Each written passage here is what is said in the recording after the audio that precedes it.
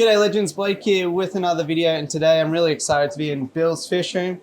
Bill, thanks for having me along. No, you're welcome.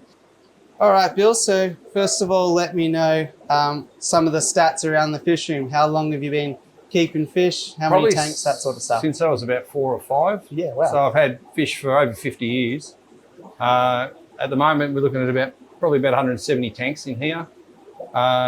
Tanganyikans are probably my favourite out of all the species, but I've got a bit of everything in here, from killies to rainbows, South Americans, just all sorts of fish. Yeah, I like my main thing is breeding fish. Yeah. I'm not a plant person. Yeah. I probably like planted tanks, but it's just not my thing.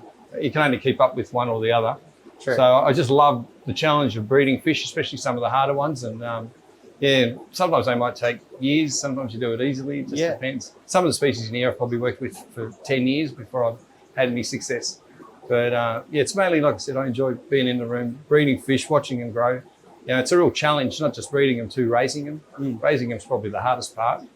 So yeah, I guess I've been doing it for so long now too. I sort of, must be something I really love, because I wouldn't, I'd never give it away.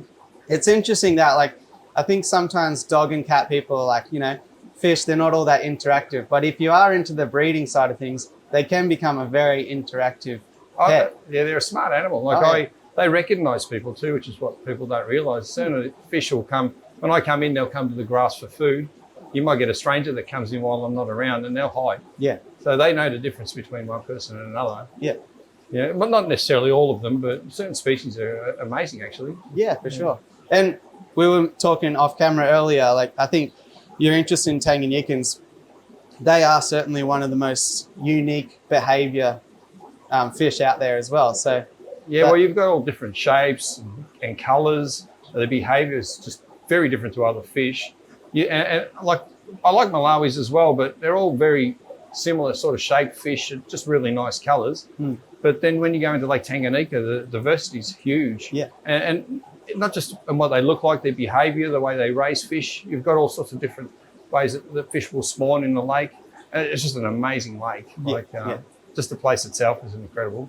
So yeah, I'm pretty hooked on the things. Yeah, and you do breed a lot of fish. So maybe to get started, do you have one in here that's kind of been the most prolific fish, or a fish that you're sort of known for, or anything like that? Well, prolific, if you're talking about tangs, the most prolific are probably the lamprologus species. They're probably easiest, and they breed with large numbers. Yeah. And then the hardest that I'd have in here that I've had trouble with would be the Frontosa moba. Oh yeah, which I've played for about 10 years. Yeah. So I've been playing with them for so long. They spawn, but they don't hole. You know, they're really, really, really difficult to get any numbers out. I think the best way with them, I've found, is once they spawn, you've got to strip them and then you've got to tumble them straight away. Yeah. And keeping your fingers crossed that they're fertile. Big, beautiful fish though. Yeah, they are. They're incredible. The colours, especially on the fry, sometimes when you see them, they're vivid blue. They're more like a marine. Yeah. Did you have, are those the fry back here? Yeah, there's 3. Yeah, again, the lighting's not great, but under the right light, especially natural light, they'd be really, really bright blue. Very good. And they're just the black widows, so another variant. Frontosa down here. Man-made variant of Frontosa. The only difference is, instead of the lines, they have more of a splotch units, right? Or... yeah, they can throw all sorts of funny patterns. Yeah, okay. That's the same down here. Yeah, that was just a couple of batches. So yeah, and that's another type up there. That's midway. So similar to the widows, but not a different variant than the mobas. Definitely big, healthy fish around here. I noticed as well. Look, we'll get to them in a minute, but the Pea Puffers, I've never seen some Pea Puffers that big. Live food. Do you feed them like 20 times a day? Or? Well, they're actually 3 years old, so that's probably part of it.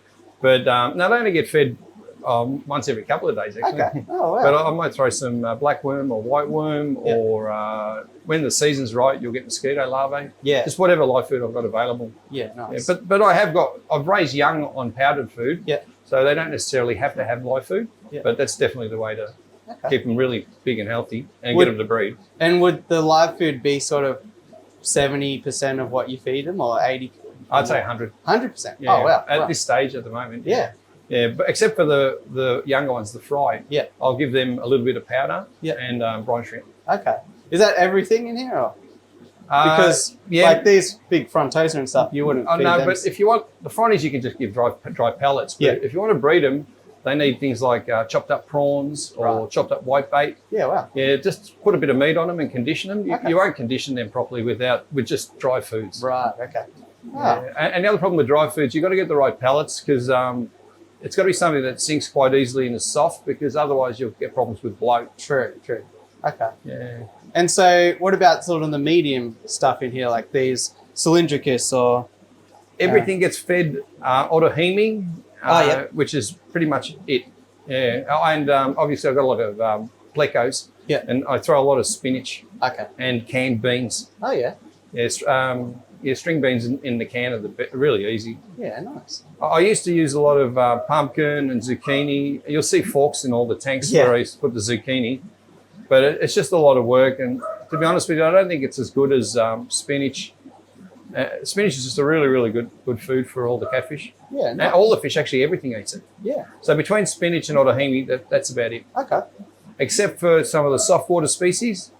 All the hard water species, that's all they get. But all the soft water species, they may get a fair bit of blackworm or whatever's available at the time.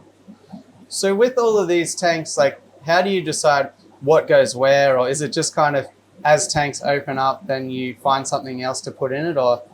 Yeah, as soon as I've got an empty tank, I've already got something to put in it. Like you can see from all the little fry savers, they're all waiting for tanks to go in somewhere. Yeah. So yeah, as soon as I sell some fish and move it off, that's generally when I try to sell all the stuff when I need space. It does seem fairly organized though. Like you've got a lot of Cypricomus across here and up there. It's not like, you know, you have a Pleco and then a Tanganyikan and then... Oh, no, well, this rack's generally Tanganyikans. Okay. I've only got one Malawi that's in the bottom here and Plecos. But I've kept the Malawi in here because it's a real special one. So I sort of, this system is like, I keep it as clean as possible because of the tanks. Right. And then the others, you'll start to get a mix where I've got tanks as well, but you might get a bit of everything. Like I've even got angels and South Americans. They're all in the same water, hard water. They do fine. Because the filtration in here, you operate, well, this bank here is on a sump. There's 5 sumps in this room. So apart from some of the soft water tanks, they're all on sumps. There, so pretty much all into a sump, just your usual material. There's matrix and coral in the sumps. And I've got carbon that I can occasionally use if I need it, if I want to clear up the water really well. And I have a denitrator. Yeah. So all the systems have a denitrator, which I use, and that needs to be injected every week with alcohol. Yeah. Otherwise they don't work. But they work really well when you put the time into them, and they just trickle. So that's all for your nitrates. Okay, sure. So that just trickles in. Yeah, you've got to have a very low volume of flow. Yeah. Otherwise your anaerobic bacteria will die. The alcohol that goes into that, then do you have to get it out somehow, or it just kind of goes in? No, the bacteria feed on it. Yeah, okay. So that's how it kind of gets out of the system. Yeah, I forgot the exact process, but it causes a bacterial bloom of anaerobic bacteria. Okay. And in the process of that bloom, it removes nitrate. But it doesn't, like the bacteria doesn't eat the nitrate. There's another process. I can't remember how it works. But, it pretty much dissipates. Then you'll get a sulfuric gas smell sometimes because it comes out as a sulfuric gas.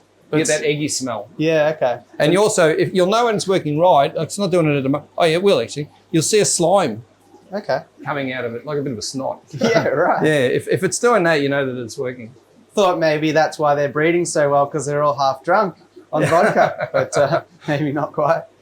And so around the room, I noticed as well, obviously the breeding side of things is an interest for you because not only are kind of the fish all different, but there's different ways of breeding as well. Yeah, definitely. Lots of different things. Some are in shells, some are mouth brooders. You know, you'll over there I'll have different types of bubble nesters from the bedders. You know, there's all sorts of things. Some in caves, you know, some in tubes. Yeah. This are they petricola or what? Yeah, they're petricola, where you put a glass container with some sort of mesh over the top, and they'll lay their eggs just into the glass container, and then you take them out and hatch them. I like this cave that you made. Oh, that's pretty cool. That was donated from a friend of mine, Max. Very cool. Yeah, they need their cave. They like hiding during the day. Yeah, yeah. And then the other thing we were talking about earlier, which I'll highlight, is kind of the tanks, and particularly this side, because this is kind of the newest on this, but I really like kind of the staggered staircase kind of approach, because it makes it so accessible whilst being able to maximize the space in here. Well, to tier, because I've got four tier high, yeah, it's the only way really to do it. Otherwise, you know, you'd end up with 3 tiers of tanks at most. Yeah. And you've got really, really easy access. Putting whatever you want to put in there, it's really simple. You know, you can get your nets in really easily to catch the fish. So it's not, the tiering is a really easy part of it. And that's how you know. So the first kind of dog leg around the corner through there, that's 26 years old, you said? Yeah, that about 22 or 23 years is that section. Yeah. And this section would be 5 or 6 years, I think, now. And that's how you know, sort of over that period of time, you've kind of been thinking about it and like, oh, you know, I think this would work. And all of these tanks here are custom made as well, you mentioned about. Yeah. So they're slightly shallower at the top, deeper. Not just the same tanks sitting further back, which I think is a good touch too. Yeah, I tried to get as much volume as I can, because obviously the more water, the easier to maintain. That section is probably about 4,000 litres. So it's quite a good volume of water. So it's not that hard to keep it clean. I'm interested, is there a species in here that, you know, you took a really long time to get, or was really kind of hard to source, or anything like that? Or? Yeah, there's one here that's just an absolute nightmare to source. Yeah. There's only probably, I'd say probably 3 or 4 of us in the country that have got them. Yeah. It's called Cherry Princess. Okay. Well, there's one just there. Which one? Oh, there's a pair. So there's a female and there's the male. At the back? Yeah, so they're, and I've got a nice little group going over there. I think I've scared it away. They're very shy. Have a crack at this one, maybe. Where are we? So there's one just here. That one facing away? Yeah, they're probably one of the shyest fish in the room, unfortunately. Here's some babies. Oh, awesome. So you've had success with them? Yeah, I've had them for a long time on and off. I sort of lost them at one stage, but a friend of mine, Max, he's been playing with them for a long time and he's done really well. So thanks to him, I've been able to get some back. Fantastic. So are they related to sort of brachati and all that sort of stuff? No, they're Xenotilapia. So what we call a sand sifter. Yeah, okay. Yeah, so they're related to Cavalas. There's Xenotilapia cavala. Yeah, these guys, yeah. And there's some big ones in that tank up there, isn't there? Yeah, they're not Xenotilapia. Oh, they're Xenotilapia in Antiopias. So yeah, they're the same too, I think. Yeah. They changed the names over the years, so things happen as well. But I've got Melanogenes and Killies. Okay. And the Melanogenes we have in different areas of lakes of different colour forms. We've got what they call black chin. Okay. Yeah, I'm not sure what area, but it could be from Utinta. Yeah. And then, yeah, I've noticed you've even got sort of all sorts of stuff. Like we got kind of tetras in there. Vietnamese white clouds, that's those, isn't it? No, they're not Vietnamese. They're, I'm trying to remember the name. Me and Peter Gauchi got them from an auction quite a few years ago. He's been breeding them and I've just got them back off him after all these years. But yeah, there's probably not many of them around either. No. Yeah. And then, you know, kind of a wall of plecos here. Yeah, there's some Plecos and there's some Nanochromis transvestitis. They've all got young in the tanks as well. And a few different types of catfish as well. Some people, they go into a bit of a wormhole of like, get one Pleco, get one L number, and then they've got 50 tanks of them. But you seem to be able to manage like a couple of tanks of them here and there. I'd probably just get bored if I just had Plecos. As much as I love them, and it's probably the sensible thing to do. Yeah. But I just like to have a bit of everything. Yeah. And you've always got something different happening in the room if you've got different varieties of fish. Yeah. Like some fish might not spawn for a year, you know, so at least if I'm waiting for something to happen, there's always something else going on. True. What are some of the toughest nuts to crack around here that gave you a few headaches? Look, the Plecos have been, at the moment, probably my hardest, but I'm only new to them. Yeah. So apart from bristlenose, I've never really bred Plecos much. So I'm still learning.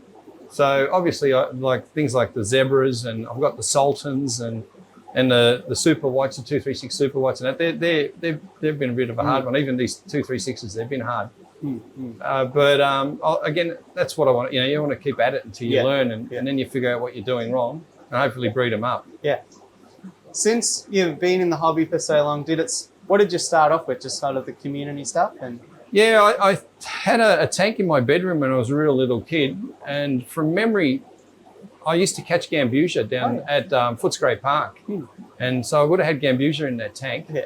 And then from then on, I was just all sorts of things. But when I started breeding fish, I think the first fish I started breeding would have been zebra danio. Oh yeah. And I was breeding a few gouramis and trying to remember some of the species we had. When I first started with the Fishroom, I know the biggest thing I got into was Corydorus.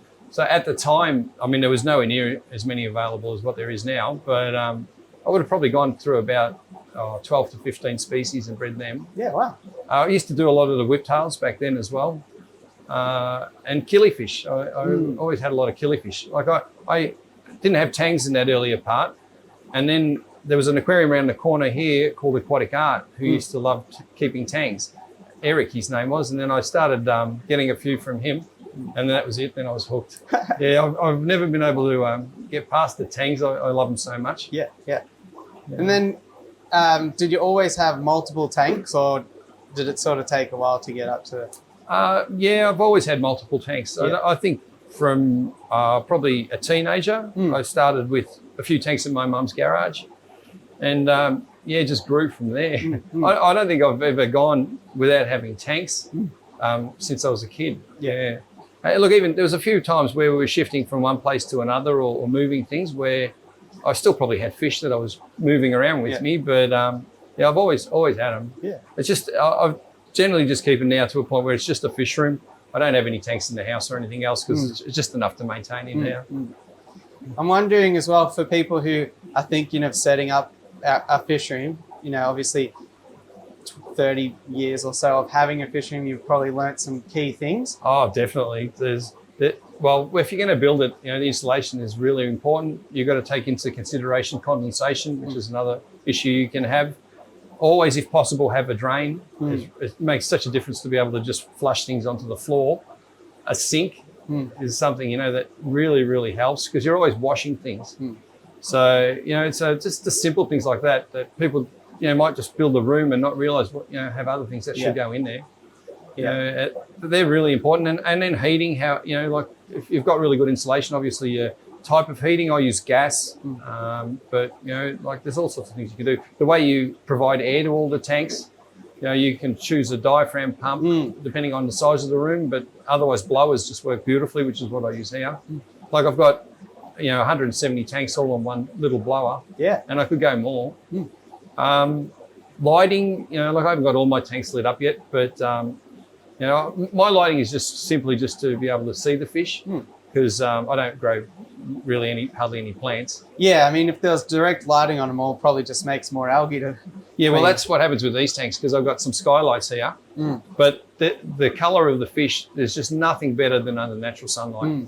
So when they fire up and you've got the sun coming through, they're just amazing. Like some of these Malawis, I mean, they look okay like this, but when the natural sun is coming through, they're 10 times better, even with the rainbows. Yeah, for sure. Those rainbows are probably about, I'd say 10 years old. Yeah, wow.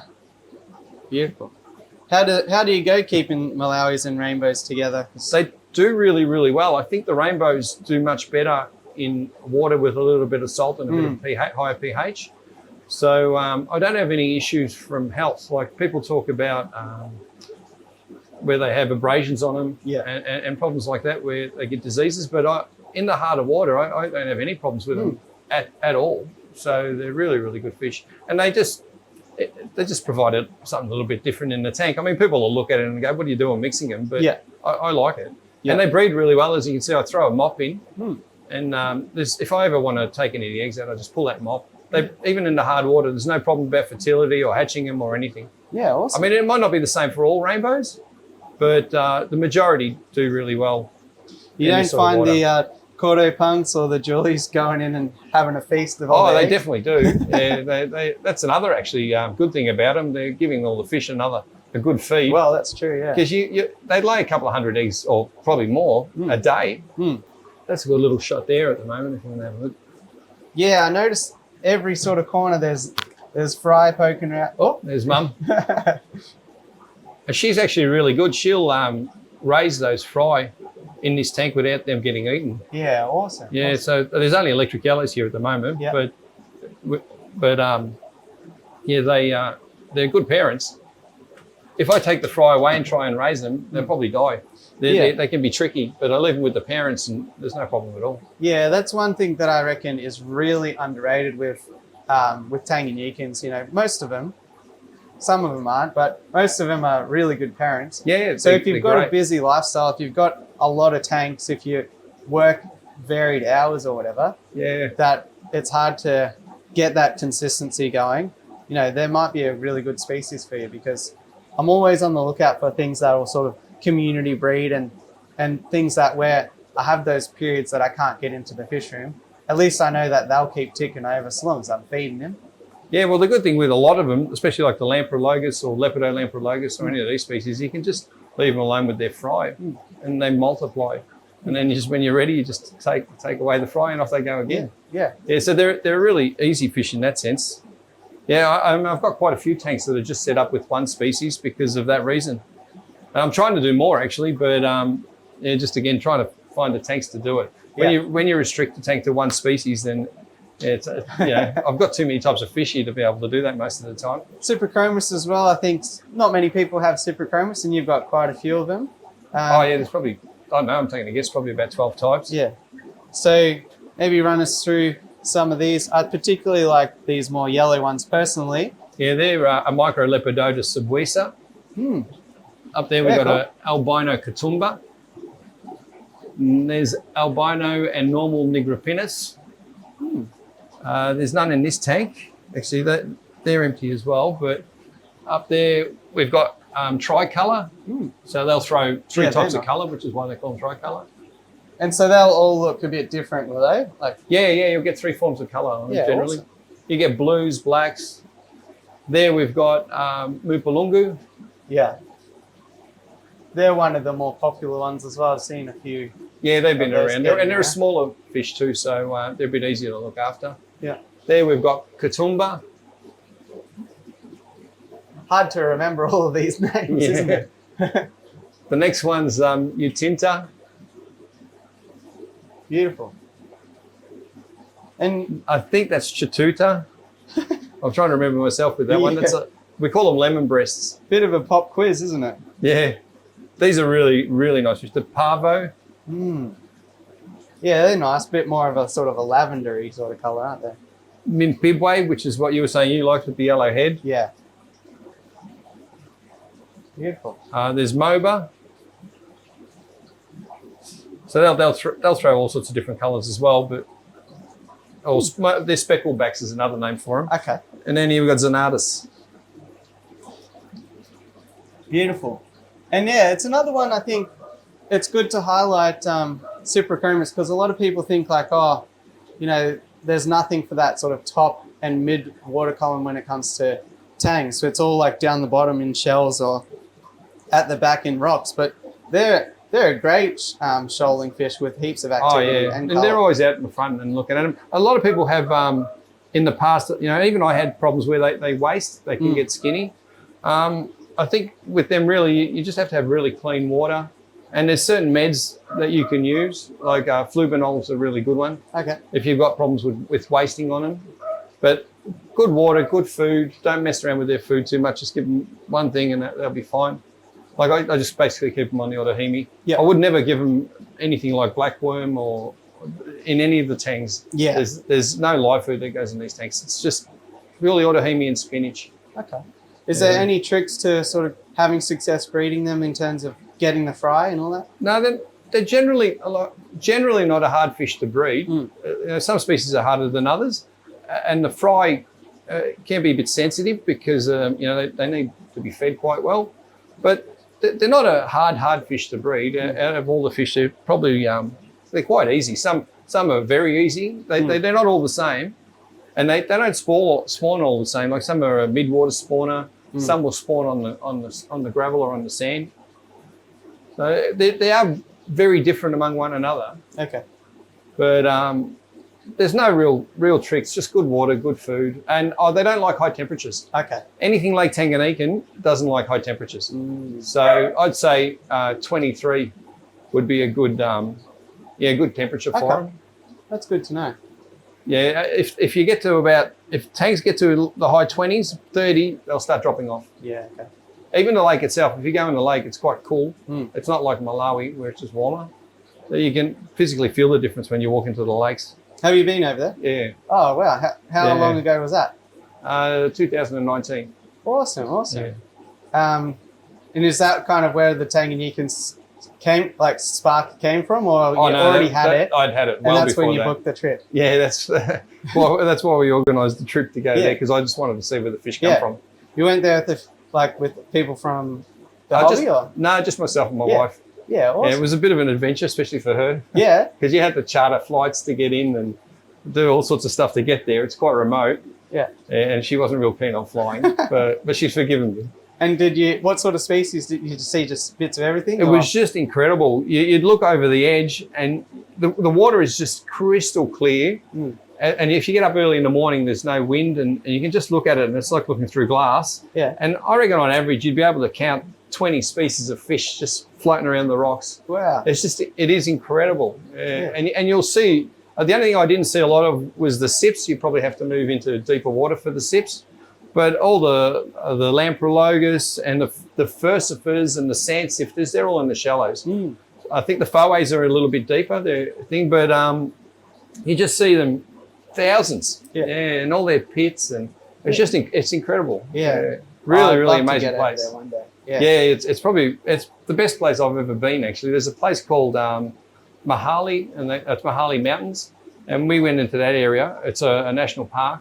It was just mind-blowing when you get in there, and we did chimpanzee trekking there for 4 days while we were there as well, which was also amazing. Fantastic. But the lake, it's incredible. It's so clean, and you've got crocs and other stuff in there, so when you're swimming around, you can be a little bit, depending on where you are. Like Mahali, it's not a good idea to swim, but we also went to another area called Kapili. Okay. And Kapili's quite safe. Yeah. Did you change anything when you got back in terms of what you were doing, or? Yeah, I actually brought back a bottle of water. Yeah. And we got it tested. Yeah. Just to see what minerals were in it. So we've been messing around with that probably till now, trying to duplicate the lake. It's very, very hard because the lake has a pH of 9.5. Wow. Which is really, really hard to do. Because like sodium, say bicarb, I think it only dissolve up to about 8 or 8.5 probably at most. So you can never get the same as the lake, but we get close. But like I've sort of learned in the time, the hardness of the water doesn't matter all that much. It needs a little bit, but the pH is really important with these fish. You can't let the pH drop on them. Yeah, okay. And for people that kind of don't know that much about pH, I'm going to muck this up here, but it's an exponential scale, right? So the difference between 7 and 8 is whatever it is, 1,000 and then, times. Well, it starts at 10 and then 100 at each step and then 1,000. So it's huge. Yeah. So if you think of a pH of 9.5, it's really, really high. Yeah. Wow. Oh, that's really cool. Have you been on any other kind of trips to see fish things in the wild? Or? Just with ANGFA, we've done a few things around Australia, which have been good when we've done the conventions. Yeah. Because again, I really like native fish as well. But no, not really, apart from a lot of fishing trips. But no, that particular trip we did Malawi, Tanganyika, and we got to Lake Victoria as well. But the main fish thing that was Malawi and Tanganyika. But I hate to say it, Tanganyika blows Malawi away. It was just an amazing place. Yeah. It's a good segue, I think, because I think you do really well at keeping the hobby social. You're part of, I mentioned at the top, part of the Aquarium Society, ANGFA. Yeah. Are you part of the cichlid? Yeah. So a number of clubs. You're always getting around, meeting people and sort of talking. I've made a lot of good friends. Yeah. So I'm very lucky through all the clubs. Like some of my closest friends are people that I met through fish. Yeah. So and I enjoy it. It's not just a matter of going there for a meeting or what's presented, but I like catching up with the people that are there. It's like having a night out with your mates. So yeah, that's the real highlight. Yeah, and I guess it's the other thing why you may or may not recommend it as well is you can spread the species out as well. Like we mentioned, those fish over there that Pete sort of gave back to you. And oh, it's great to be able to have people that are willing to look after these fish and keep them as well, because they're so hard to get, you know.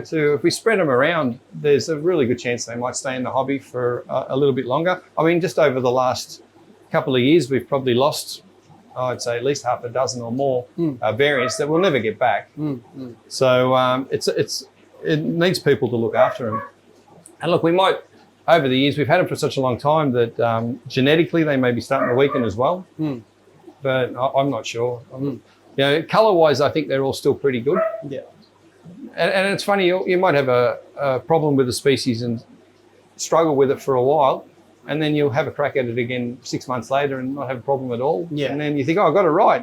And then all of a sudden you go again and it's failing again. Yeah. They're not straightforward. And sometimes fish just, like, you might live around the corner from someone, both get the same batch of fish, and just for some reason at their house they breed, for some reason at your house they breed. Well, I'll tell you one thing that happens that was surprising. One time I had compressor seps in here, and we'd had some sort of, I think it was a storm move across, and I know mine had all spawned in here. I've got my friends Max up the road, they'd all spawned up the road, and another friend, trying to remember who it was, but all three spawned on the same day. So definitely affected by weather and things as well. And look, I can see that now being winter, the breeding, they breed, but it's a lot slower and fertility is a lot lower. So once that spring comes along, even though they're in a closed room, there's a difference. I noticed you're quite inventive as well. Just out the corner of my eye, I noticed these sort of breeder boxes here and the sort of intake and outlet as well. Can you run me through how these kind of ideas come about? Well, I couldn't find anything with a big enough volume. Yeah. And obviously the bigger the volume, the easier to maintain the fish. So these containers are like 4 litres. Yeah. They're just click-clack, I think they're called. And I just drill a few holes in them. They're really good quality plastic. Yeah. Some garden piping. Yeah. And they work really well. They do need air in them as well. So you've got water flowing through them and air. But as you can see, like I'll just throw fry in that. You know, normally people would think that you need them in a tumbler, but once they hatch, they're really good in here and develop really well. Yeah, I definitely had trouble with that when I was keeping mouth brooders, that I didn't really balance it right, I don't think, when I took them out of the tumbler. You know, like I'd see them dissolve their egg sac and all that sort of stuff, and then I didn't really know where to put them. So I think that's a really good middle ground for that too, I guess. And yeah, you can't keep them in there too long. I don't know why. Like once they get feeding and they've developed well after about a week or so, they need to be moved into a tank. But yeah, generally it's pretty simple, and you've got a good view of what you're looking at, and you don't have to have it in the tank, which is a bit messy. This way it's nice and easy. Yeah, for sure. No, little things that I found were like the intake. You can't afford to pick up any rubbish from the tank and put it in there because they'll die off. So that's where I've put little sponges on the inside. Yeah, and I think that's where it works a lot better than the hang-on breeder boxes that I've been kind of using. These are bigger. You get that filtration out, so there's no particulates and stuff. And I'm definitely going to be stealing this idea. Oh yeah, welcome. That'd be good fun. Yeah, I'm happy to share all the ideas too, because it takes so long to come up with something. It's nice to be able to show people. Yeah, for sure. I've got a weird fish in here. I think we can have a look at. A weird fish. I'm always I crossed accidentally. It's not something I'd ever do on purpose, but I crossed a bougerai with a calvus. Okay. And there he is there, actually. So anyone who's into Tanganyikans, I'll see if I get a torch. Yeah. Anyone who's into Tanganyikans is definitely going to probably think that's not possible, but it is, because they're completely different species. Wow. I didn't have the heart to knock him off, even though I know I shouldn't have kept them, but I just never expected them to cross. Yeah, well, it's low risk. I mean, if you're keeping it by itself. Yeah, he's just become pet. And an interesting bit of an experiment, really. Yeah, well, it wasn't something intentional. Yeah. No, I wouldn't do it. Believe it, I wouldn't do it intentional, but it happened. So I had a few at the time, but he's probably 5 or 6 years old now. Yeah, so okay. I just kept him. I mean, there's so many different little things, in here that, people could learn from that I could sort of say, but trying to remember it all. Yeah, it's hard to know where to start, really. There's just so much. I know recirculating systems are great. They have their ups and downs. Obviously, you don't want to be moving fish in and out of them all the time from different places, because if you get a disease, it will just spread through the whole lot. But if you quarantine really well and you're careful with the fish you have in there, they're really easy to maintain. I'd never be able to maintain this room if I didn't have recirculating systems. Yeah, yeah. And so you just change water directly out of the sump? I've got a tank that sits on the side of the house, and I get the salts corrected in the tank. Yeah. And then I basically just turn a tap on, which flows into the outtake of the sump. Yep. Which is that tap there, actually. And then as it goes through the system and it returns, which will be this side, it'll overflow and just flow down to the drain. Yeah, nice, nice. So it's water that you can't really use in the garden because of the salts in it. So it just keeps it simple. So I flush this room with about 2,000 litres a week. Wow. Yeah, except for soft water tanks. Them I do, at this stage, I've been doing manually. Manually, okay. Yes, for the Plecos and a few other little things that I've got. Yeah, sure. And they're straight out of the tap. I'll empty them halfway and close them and just fill them straight from the hose. Yeah, yeah. Yeah, it's good that you can sort of just overflow everything. Yeah, yeah. I mean, it looks like pretty much all the tanks are plumbed up anyway. Yeah, well, even the ones that I'm still doing manually, they're plumbed up. I just haven't got to the point of automating the flush of water in. Yeah. And when I do it with the soft water ones, that'll be just straight out of the tap water. Yeah. As long as it doesn't get too cold and you're only filling a small amount, they'll be fine. Sand sifters, which people don't probably see very often. Yeah.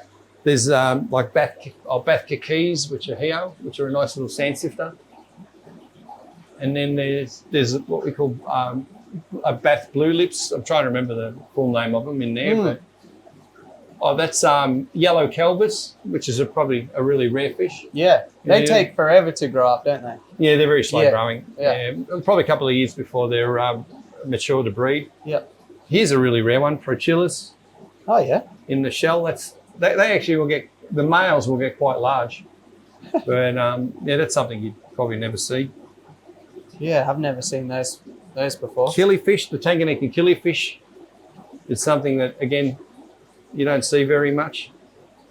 Yeah, that's what they were. I wasn't sure. I was thinking, are they giant Danios or what? Yeah, no, they're Tanganyikan killie, and they lay in that mop. These are really nice, the T2s. Is there a reason you've got the mop sort of elastic banded? The eggs aren't adhesive. Okay. So when they lay the eggs into the mop, if I didn't have the elastic band there, the eggs would drop out. Oh, okay. So that way the eggs get caught inside it and I can pull the eggs out quite easily. They lay a really large egg too, actually. Yeah, awesome. What were you saying? The ones at the back, the Tembui too. They're quite a nice rare little fish. Actually, one thing I wanted to mention is those tanks behind you, the sideways ones. Yep. They've got an interesting layout to them, which I think is really cool. Yeah, the way they tend to go is the fish will come into this higher area where I've put like a bit of like a supposed plant life. They'll lay their eggs through this grid. There's a mesh under there as well. So eggs will end up down here. They'll tumble out into this area. Yeah. And then when they hatch, if they hatch, like it doesn't always happen, you'll end up with all the fry in this area. And then every month or so when they're breeding well, I'll just suck the fry out and put them into a different tank and raise them up and we start again. Yeah, yeah. Yeah, so try and do a similar thing with the 3D prints. Like I just put a divider like that and then my box at the bottom with the cutout. Yeah. But I just wondered, you've obviously been doing it for a long time, like how did this come about? I just wanted something that was going to be simple. Yeah. And look, it doesn't always work. It depends on the fish. Yeah. On some fish, it's really good. Like for Pea Puffers, it's been excellent. Yeah, okay. And for the CPDs. Yep. But like the emeralds, I've got the emeralds up there. Sometimes it works, sometimes it doesn't. Also, you might get a big batch of fry, and sometimes they'll survive, sometimes they don't. So it's not something that, it's not 100%, but it works quite well. Yeah. Especially on puffers and CPDs. And in there, those are samurai gouramis, aren't they? Yeah. But they're a bubble nester, aren't they? No, they're a mouth brooder. Ah, so, okay. And they're, quite odd because it's the female that's colourful. Oh, okay. So I think that's why they call them, is it transvestis or something? Part of their name. Yeah. So the male will hold a nice big mouthful. Yeah. Are they just in there sort of to dither the watermelons, or? No, well, the watermelons I think are still a little bit young. Okay. So I didn't have anywhere to put them, and that tank's acidic. Yeah. Okay. So I've chucked the watermelons in there with them because of the same water quality. Yeah. Okay. And if the watermelons just happen to breed, I've got this all ready to go. Yeah. Where with them, if they breed and I see a mouthful, I'll take the male out. Yeah. And put him into a separate tank till he spits. Yeah, that makes sense. And then he'll spit the babies. I have bred them in here before. Yeah. They have about 20 when they have a mouthful. Yeah. Okay. But they're very slow to raise, and you wouldn't really be able to raise them in this tank, I don't think. They need still water. Right. Yeah, very still water, just to get them a bit of size till they're feeding properly. Very good. Again, definitely acidic water. Yeah. Okay. Where when I keep the CPDs and the puffers, that's soft water, but the pH is probably always around neutral. Okay. Yep. I don't think the puffers care. They're pretty tough. they live in anything. Yeah. Oh, there are some Corey. I was thinking before when you mentioned you started in the Corey game, I was thinking, Yeah, well, I've got the duplicarius in here, and I've got the white clouds. Yeah. Yeah. So the white clouds, I use that to lay, and when the Corys breed, I just pick the eggs and take them over to another area and hatch them. Yeah, just get them off the side with the razor blade or something, or? I'll just my fingers and just roll them off. Yeah, they're pretty easy, the duplicarius. The only thing is they're a bit touchy to hatch. Okay. Yeah, the water needs to be really clean, and I have a little method where I tend to go through before I hatch the eggs to clean them. Yeah. With potassium permanganate. Yeah. So it makes it. It's a funny little way to thing, but for the Corey eggs, it works really well. Actually, there's an egg there. The silicon. It's actually a bad egg because it's gone white. Yeah. Ollie. Sorry, I accidentally kicked you. I wasn't watching where you were. He probably just wants another kick. Yeah, probably wants a pat again. Normally by that stage I would have sucked them out and had them in another tank, but I've just left them in there because I knew you were coming, and at least you can see what happens. And even in here, there's definitely puffers. I got a close up of, I saw a baby one right up at the back, which I'll put the footage there. But yeah, these puffers are just absolute horses. They're balloon puffers at this point in time. Well, you can definitely pick the sex when they get to this stage because the females are nice and round. Yeah. I just got a bunch of them from a breeder who was shutting down his Fishroom, and very friendly with him. So he gave me a bunch of his breeding colony. Oh, that's all right. And like just for a really good price. And yeah, they're not that big and they're breeders. Yeah. So you're doing something right there for sure. They're definitely a seasonal fish too. Like at this time of year, I don't get lots of babies. Every time I suck it out, I might get 20 or 30. Yeah. But come spring, sometimes I might get 100, 150. Yeah, I just throw some blackworms in there. Yeah. At this time of year, I use a lot of blackworms because it's cold. Yeah. And it's hard to get anything else really anyway, or whiteworms. But yeah, come summer, they'll like you can see from all the snail shells, I'll be chucking snails in there and mosquito larvae and daphnia and whatever I can get. Whiteworm is really good. So where are you culturing? You're not buying them every second day, are you? The blackworm I'll probably buy every month to 6 weeks. Oh, okay. I'll buy a kilo of it. Yep. And then the whiteworm, I'll culture it out there in the garage. Yeah, I thought you'd be culturing the blackworms. I've tried, but haven't succeeded yet. Okay. I was getting tubifex out of the drain at one stage here, believe it or not, which was really, really good. Tubifex is better than blackworm. But no, the blackworms, I think you need a lot of water. Yeah, okay. And cool environment. Yeah, I guess with the quantity that you want to produce every day. Yeah, well, I'm going through, like I said, a kilo every 6 weeks. Yeah. So it'd be hard to produce that much. Yeah, that's a lot. Yeah. Yeah, you'd need a giant olive barrel or something full of it. I don't know if people realise, but the Plecos, a lot of them are really carnivorous. And the only way I think you're going to get them to fire up is live food, which is blackworm. Yeah. Especially, like I've bred the 46s. I've had eggs a few times. I haven't had any more success, but I got to the point of getting eggs, and that was only due to feeding them, I think, a lot of blackworm, just to get them all conditioned. Yeah. One thing I did notice earlier in that corner at the front, what are those cichlids there? That's like some kind of, what are those guys right in the corner? cupidos. Oh, yeah. Okay. So that's been one of my challenging fish. They've bred quite a lot, and I've had wrigglers, but when I've taken the wrigglers out, they died on me. Ah, okay. So, and then when I've taken eggs out, I haven't been able to hatch them. So yeah, it's one of these fish that I'm just determined to breed. Yeah. So I'll keep looking after them, and then hopefully this time I'm going to just leave them with the parents. And if I do get a pair that breed, I might just take the others out. Yeah. And hopefully they'll look after them. But they're a beautiful little South American fish. Yeah. And even keeping fish for so long, there's always room for guppies. I think I love guppies. Yeah. every fish room has to have guppies. Yeah, especially when you've got really nice colour variants. So at the moment, there's not much here, but when I get them going, and I've had hundreds of these things in here. And the other thing with the guppies is just they do so well in the African water. They do so much better than what they do in this soft water. True. So they're just a beautiful little fish. You can't go wrong with the guppies. Yeah, it adds a bit of colour into the room. Pretty cruisy, aren't they? I've got some of the baby angels up here from those old ones over there. Baby angels always look cool too, like tiny little angelfish shape. Yeah, here we got some of the young transvestitis, and there's a few corries going in there. I'll get this out of the way. Actually, you can probably. They're the duplicarius. Yeah, awesome. Another thing I tend to do with the plecos is I've got fry from the rainbows. It might be hard to spot, but like I've got a batch of 397s in here, and in there there'll be probably a couple of hundred baby rainbows swimming around because they don't get eaten. Yeah, so true. I might as well make use of the tank and do something else with it as well. Yeah. Yeah, absolutely. Why not? And I got some of these. I got some. They're red devils. They're supposed to be red devils, but they're not fully red, but they're still quite nice. Yeah.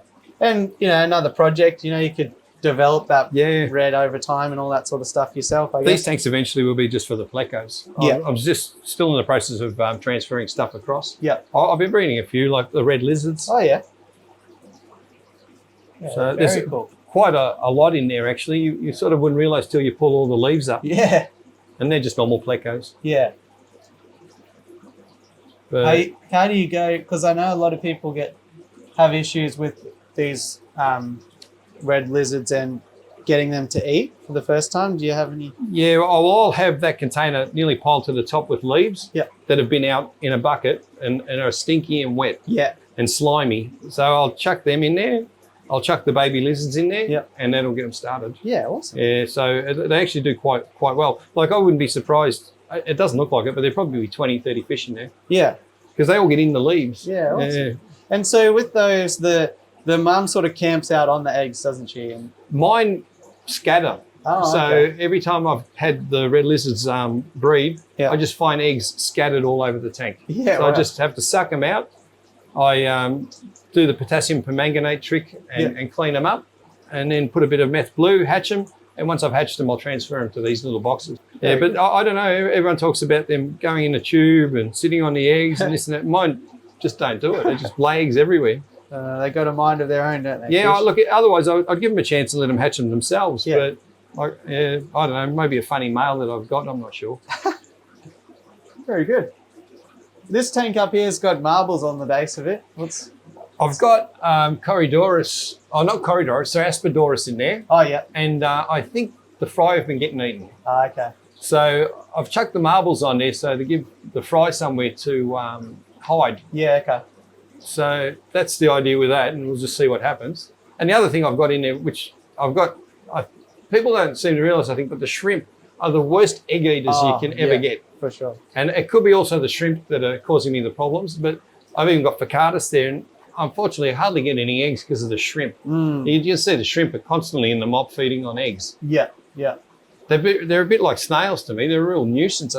I can't seem to stop them. Yeah, yeah, I totally agree. I used to keep shrimp like in all my CPD tanks and all that. Yeah. And then I watched them eating an egg from that hang-on breeder box. So now I've gone off them. I don't know if it's all varieties of shrimp that eat eggs, but your normal cherry shrimp are just a nightmare. Yeah, yeah. Particularly if you need to keep the eggs acidic so that they don't go too hard. You know, those really soft ones? Softer water. Yeah. I find that shrimp really like to eat those. Yeah, like, softer to eat. You know, they probably wouldn't eat a rainbow fish egg or whatever because of that. Oh, there's probably so many they can't keep up with them with the rainbows. Yeah, there's that too. But But no, really, really good variety in here. Really cool. Yeah, I was trying to think. This was originally my fry setup. I was intending to just keep babies in here, but it's turned out that I've got my shellies in most of these tanks. I do have fry in some and still have some endlers and things. Really good to have the shellies at eye level though, I reckon, because mine are just way down on the floor and I just never get down there and look at it, to be honest. So we've noticed with the shellies, you need to have a really large batch of shells in there just for aggression. Because some of these are like little bulldogs. They're horrible little things to each other. Oh, the gold ockies, they'll take a finger off. They're brutal. So, I think if you provide a lot of shells, first of all, there's a lot of hiding places for the fry. Yeah. And it also gives the female, or sometimes the male, somewhere to hide, because the female can be just as bad as he is. Yeah, they're a nasty little thing. But I've got a few variants. My favourite is Speciosus, which are the black Aussies. They've got a lot of fry in there, actually. Yeah. And then, so I've got the gold Aussies. We've got black Aussies, the Maltese, Simless and Maltese, Signatus. What else have we got in here? We've got a different type of gold Aussie, Zambia, Miagris. I'm trying to think if there's any. Oh, and the Brevis, Sunspot Brevis. So there's a few variants, and there might be Orna the Pinus, a few other things in some of the other tanks. Oh yeah, I can see it. Dominant black Aussie there. They're really good. Yeah, they're just a pair, and there's a few batches of fry in there. Like there's a tiny one just there. You can see they've just come out of the shell. They're definitely my favourite, the blacks. Yeah. They don't breed in giant numbers, but just something I've kept for such a long time. I really enjoy. Your Maltese are really dark, I noticed. Like, it's interesting how like mine are like white, but I have the same escargot shells in there, so I don't know. Yeah, I'm not sure. It might be the lighting. They're getting a bit of natural light. Yeah. Beautiful, anyway. Some of them aren't as easy as others. At times, I'll have a good batch of fry, and then I might not get another batch of fry for 6 months or more. But yeah, again, just one that's really quite easy to set and forget. For the most part, they're pretty good parents, aren't they? Yeah, they're pretty good. Yeah, like the other thing you got to be careful. I've just noticed, like you'll get one there that's from the parents that's escaped and they've raised, and if they do breed again, generally the bigger one will eat all the fry. True. It's a bit of a nightmare trying to get them out of these shells. Oh yeah. Even when I've got some from the shop, they've just given me the shell as well because they're like, I'll never get it out of there. Yeah, I've done that as well. I've been trying. People have come here and I've gone to either give them or sell them, and it's the same thing. You just have to give the shell away. Yeah. I think fry are very susceptible to nitrate, especially with Tanganyikans. Yeah. They're touchy. Fry and Tanganyikans can be touchy. Yeah. Well, it's such a huge body of water, right? Like. Yeah, the lake. Yeah. Well, that's an amazing lake. Like I think it carries 17% of the world's fresh water. Yeah. Which is pretty incredible. I think that with the ocean, people keeping salt water, like the ocean's barely ever going to change. Even rain is like such a small percentage of the water volume. So the bigger the body of water that you're getting the fish from, the more specific you have to get with the water temperature. Yeah. Because, I mean, a lot of fish are sort of captive bred nowadays, so it's less of an issue. But for the most part, these fish, they're just never experiencing a swing from 5.5 pH to 6.5. That's just not going to ever happen. Well, the canister filters that I make is another thing actually that I'm not big on sponge filters. I don't think I use the canisters because I can combine coral and say matrix from Seachem, and the coral acts as a buffer, and you need to have the coral in flow of water. You can't just sort of have it just sitting in a tank. I don't think it works as well. So if the tank does start to become a little bit acidic, and our water does because it's so soft, that the coral just breaks it away a little bit and you don't lose fish. Unless, like I said, it is a water that loves acidic water, I'll always use the canister rather than the rather than have the sponge filter. And they're just things I made up using containers from a supermarket. Probably a lot easier to visualize, how they're going before you need to clean them as well, Yeah, well, that's it, exactly right. You can see they'll fill up with dirt, and then you just take them out, and they're really easy to clean. Whereas sponge filters, sometimes, you can go years without realizing that there's You can't tell. And you know, I've definitely had somewhere I've picked them up. I'm like, oh, that was doing nothing for who knows how long. Well, I also think when they get that saturated with rubbish, that they're just like a little bomb producing nitrates. Yeah, for sure. You know, so it's probably doing more harm than good. Yeah, absolutely. Yeah, you need to be able to have them at least flow through there for the bacteria to survive. So there you go, guys. That was Bill's Fish Room. Thanks so much for having me. Really great to see, and hopefully there's some interesting stuff out there for all of you. If you like my videos, it always helps me out to smash like, hit subscribe, and all that fun stuff, and I'll catch you on the next one. Thanks for watching.